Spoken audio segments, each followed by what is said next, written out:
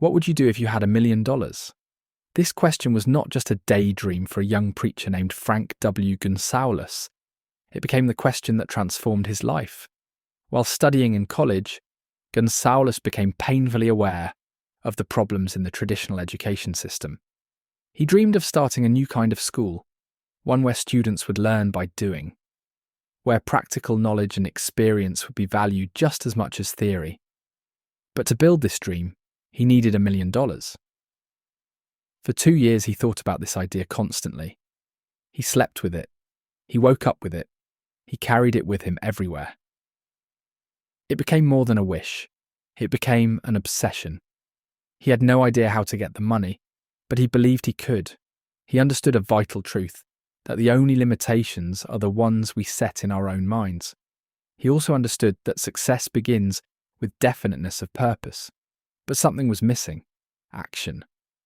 And one Saturday afternoon, that missing piece snapped into place. Gunsaulus made a decision. Not a vague hope, not a weak wish. A firm, definite decision. He declared that he would get the $1,000,000 within a week. He didn't know how, and he didn't care.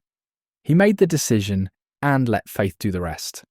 Immediately, he took action. He called the local newspapers and announced he would preach a sermon the very next morning, titled, "What I Would Do If I Had $1,000,000. That night he wrote the sermon with ease. After all, he had been building it in his heart and mind for years.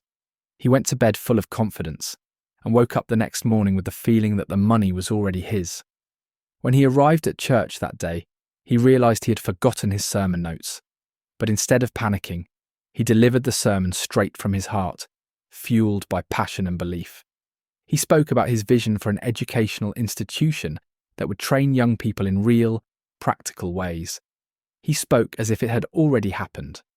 When he finished, a man sitting 3 rows from the back stood up, walked slowly to the pulpit, and said, "Reverend, I liked your sermon. I believe you can do everything you said. Come to my office tomorrow morning, and I will give you the $1,000,000. That man was Philip D. Armour, the meatpacking magnate. True to his word, the next morning, he handed Gunsaulus the money. With it, the Armour Institute of Technology was born, an institution that still impacts lives to this day. What changed everything was not the dream, or even the idea. It was the moment that Gunsaulus made a definite decision backed by action, desire, and faith. This same principle runs through every story of wealth creation. Riches come in response to definite demands, not from hard work alone.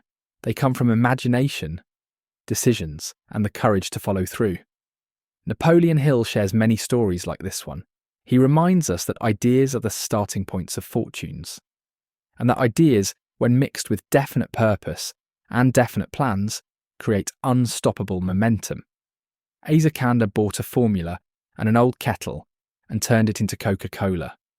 Herb Kelleher helped launch Southwest Airlines when the idea seemed impossible to everyone else. What did they all have in common? They didn't just have ideas, they had the vision, faith, and determination to act. Ideas are priceless, but only if you act on them. That is the secret. An idea alone does nothing. An idea backed by a decision becomes a force. And if that force is fueled by desire and faith, it can move mountains. Napoleon Hill spent 25 years building the philosophy of success laid out in Think and Grow Rich. That too began as a simple idea, planted in his mind by Andrew Carnegie. Hill nurtured it, protected it, committed to it, and it grew, took on a life of its own and changed the world. Your idea, no matter how small it may seem right now, could be the spark for something enormous, but you must make a decision, a real decision. Then act. Let your imagination lead, but let your actions follow. The world doesn't pay for ideas, it pays for executed ideas. So what would you do if you had $1,000,000? Better yet, what will you do to earn it?